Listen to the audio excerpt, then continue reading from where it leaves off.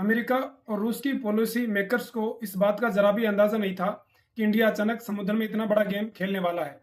Chinese intelligence के आकाओं को सच में पता ही नहीं था कि उन्होंने बांग्लादेश, मालदीव, श्रीलंका और जिबूती में अपने सीक्रेट डिप्लोमेटिक डील करके इंडिया को खेल की जो प्लानिंग की थी वो अब बर्बाद हो चुकी है।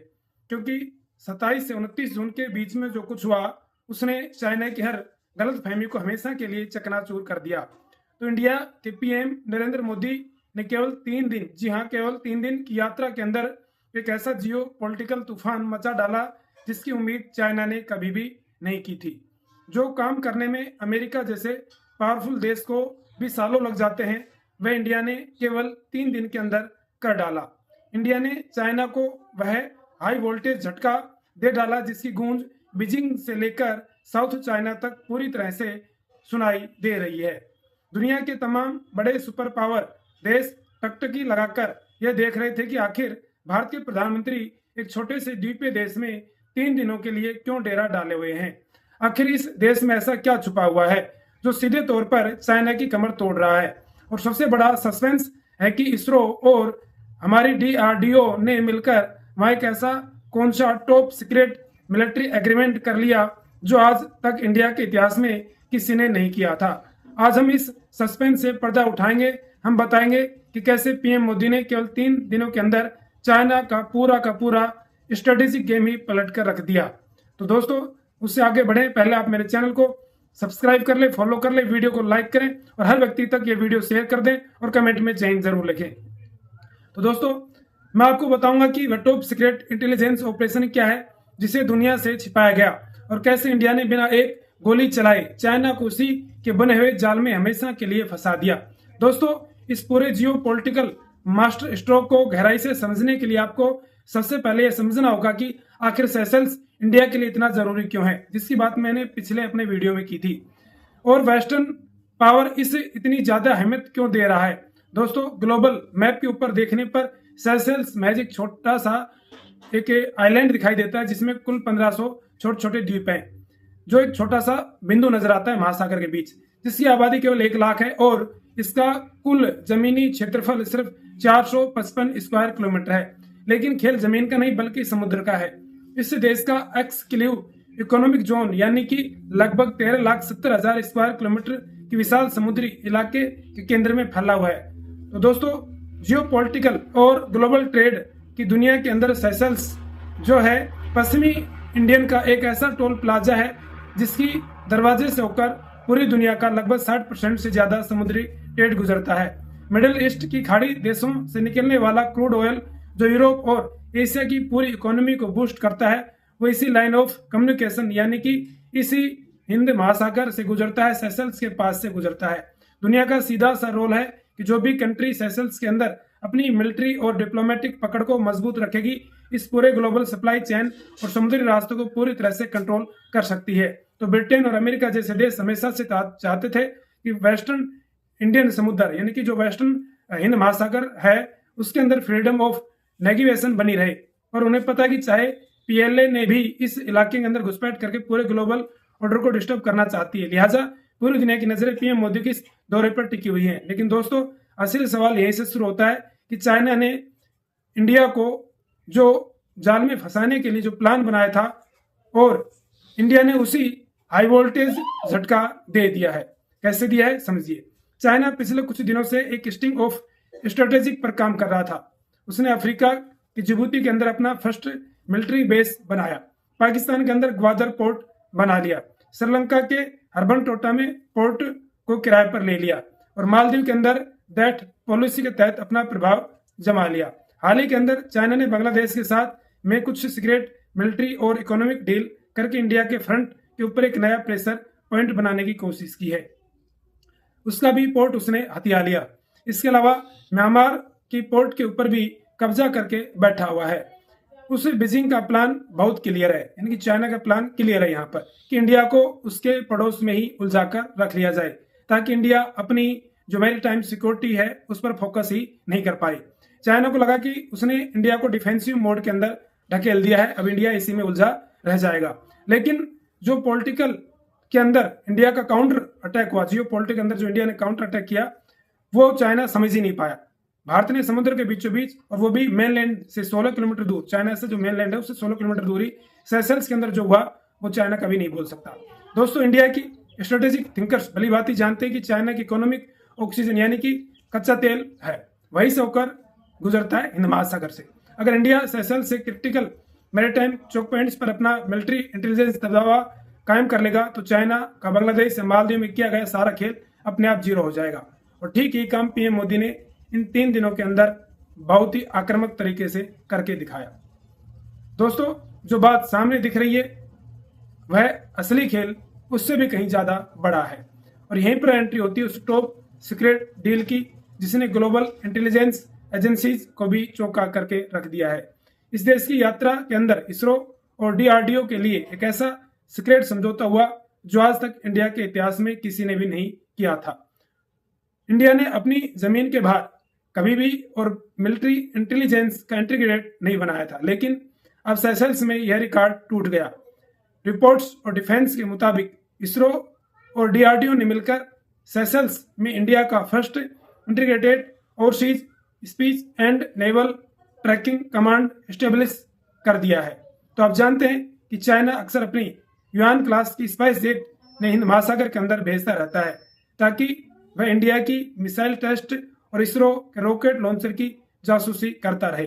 चाइना की इस जासूसी को रोकने के लिए इंडिया ने सीधे सेशल्स के अंदर अपना इलेक्ट्रॉनिक वॉरफेयर और सैटेलाइट ट्रैकिंग सिस्टम बैठा दिया है।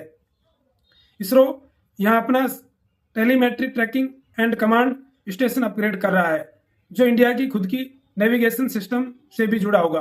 वहीं दोस्तों, डीआरडीओ ने अपनी लॉन्ग रेंज ट्रेंडिंग रैदार्स यहाँ सीक्रेट तरीके से डिप्लोमेटिक कर दी है, उसकी पूरी रूपरेखा चल रही है। इसका मतलब यह है कि आप समुद्र के नीचे पनडुब्बी हो या समुद्र के ऊपर स्पेयर शिप हो या इस क्षेत्र के अंदर कोई भी मिलिट्री सैटेलाइट हो, इंडिया का इसरो और डीआरडीओ का नेट के सेशल्स के माध्यम से वहां से पता लगाया जा सकेगा कि सेशल्स और हिंद महासागर में क्या हो रहा है।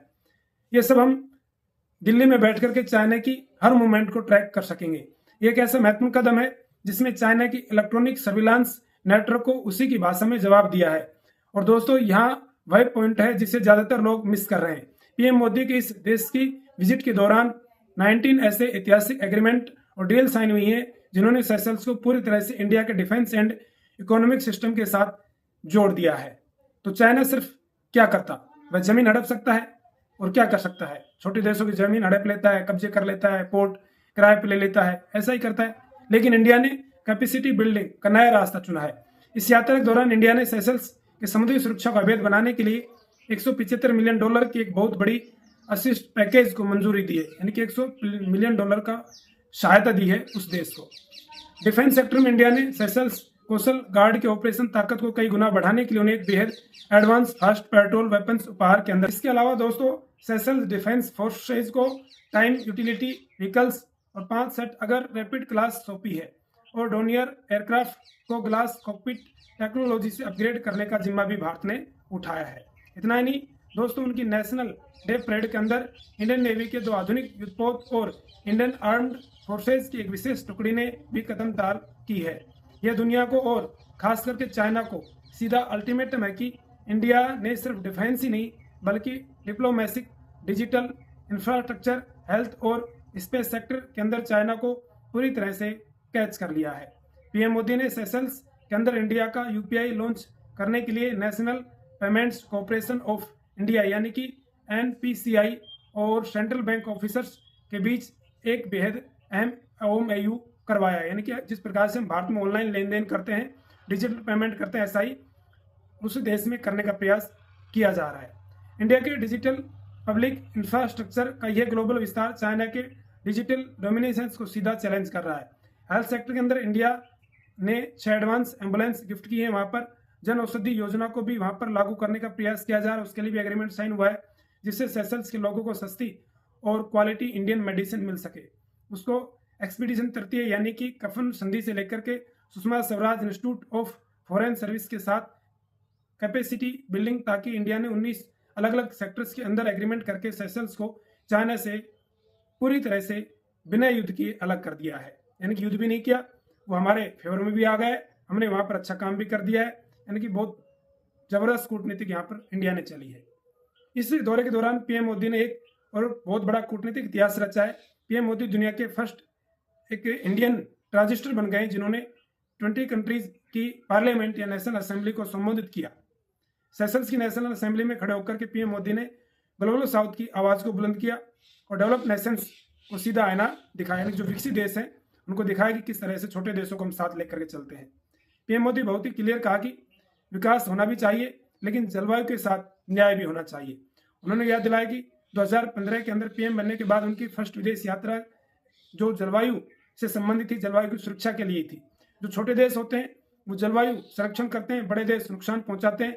कहीं ना कहीं जो क्लाइमेट चेंज होता है उसका खामियाजा इन देशों को भी भुगतना पड़ता है, विशेषकर छोटे देशों को भुगतना पड़ता है जो आइलैंड के रूप में बसे हुए हैं, जो महासागर के बीचों बीच बसे हुए हैं, उनके डूबने का खतरा बढ़ता है। इंडिया ने सेशल्स के साथ मिलकर ग्रीन हाइड्रोजन, रिन्यूएबल एनर्जी और कोस्टल मैनेजमेंट पर काम करने का संकल्प लिया है।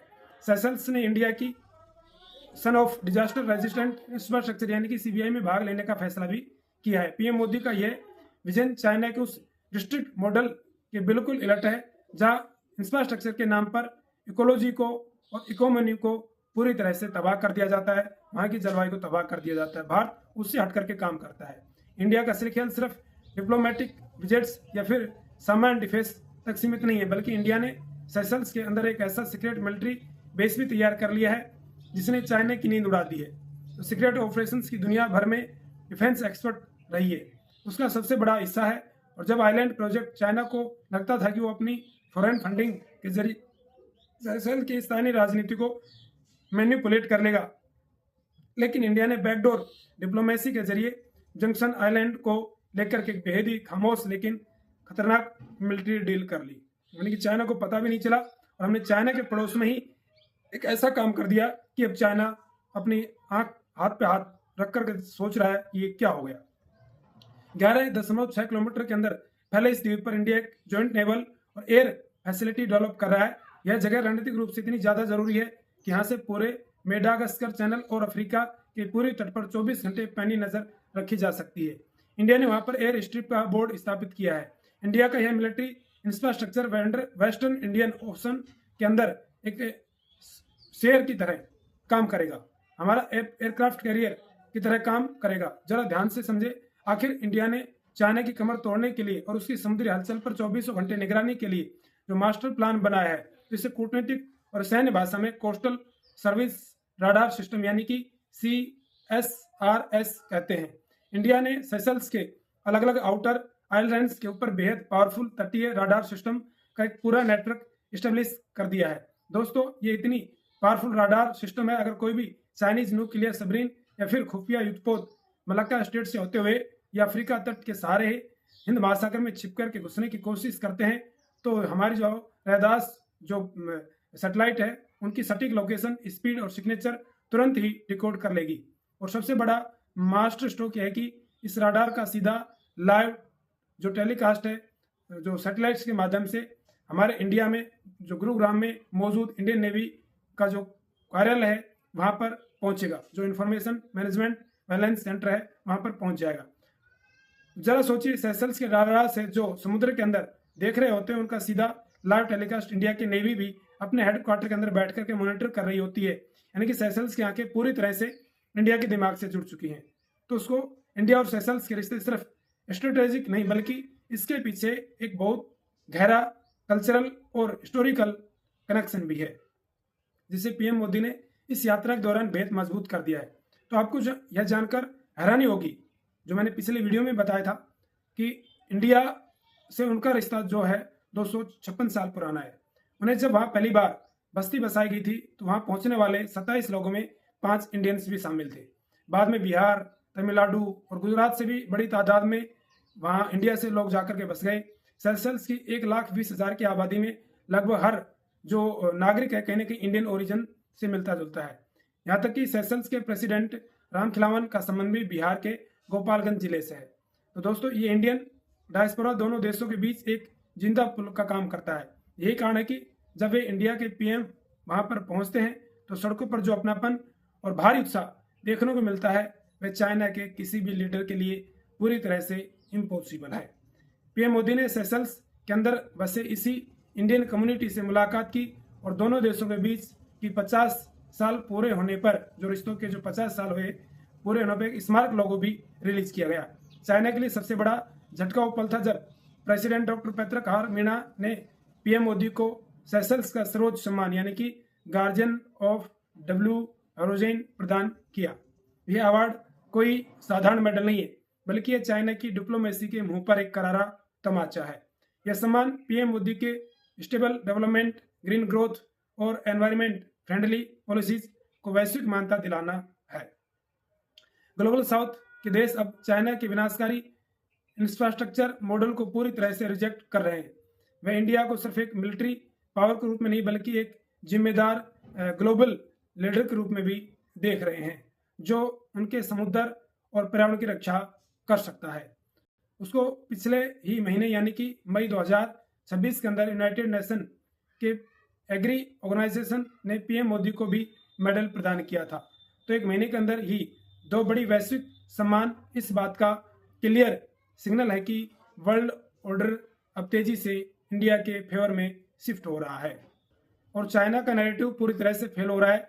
तो इंडिया ने हिंद महासागर विजन के जरिए क्लियर कर दिया कि हिंद महासागर एक सैड हेरिटेज है और इसी हिंद महासागर और अपॉर्चुनिटी बनाना है इंडिया का टारगेट। पीएम मोदी का यह देश की जो सेशंस की यात्रा की कोई फोटो या ऑपरेशन या फिर सामान्य डिप्लोमेटिक इवेंट नहीं था।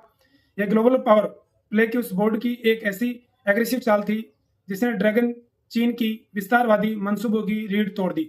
दोस्तों, इंडिया ने बिना कोई गोली चलाए, बिना किसी देश को ट्रैप किए, बिना किसी जमीन पर कब्जा किए, सिर्फ अपनी स्मार्ट डिप्लोमेसी, टेक्नोलॉजी, सिक्योरिटी और आपसी भरोसे के दम पर एक ऐसा अभेद किला तैयार कर लिया है जिसे पार पाना अब चाइना की PALA के भी बस की बात नहीं है। चाइना ने बांग्लादेश, श्रीलंका और मालदीव के अंदर जो कूटनीतिक चालें चली हैं, इंडिया ने सेशल्स के अंदर अपनी चाल से उन सभी चालों को जीरो कर दिया है। आने वाले टाइम में रणनीतिक साझेदारी ने न सिर्फ इंडिया की समुद्री सीमा को सुरक्षित करेगी, बल्कि इंडिया को एक ग्लोबल सुपर पावर बनाने के अंदर सबसे बड़ा रोल प्ले करेगी। दोस्तों, अब आपसे सवाल यह है कि क्या आपको लगता है कि इंडिया को चाइना को पूरी तरह से काउंटर करने के लिए अब सिर्फ हिंद महासागर तक ही सीमित न रहकर अफ्रीका तक भी अपनी पहुंच बना लेनी चाहिए? साथ ही दोस्तों, साउथ चाइना के अंदर भी हमें अपनी बेसेस बनाने चाहिए। कमेंट बॉक्स में अपनी राय जरूर रखिएगा। नमस्कार, जय हिंद, जय भारत।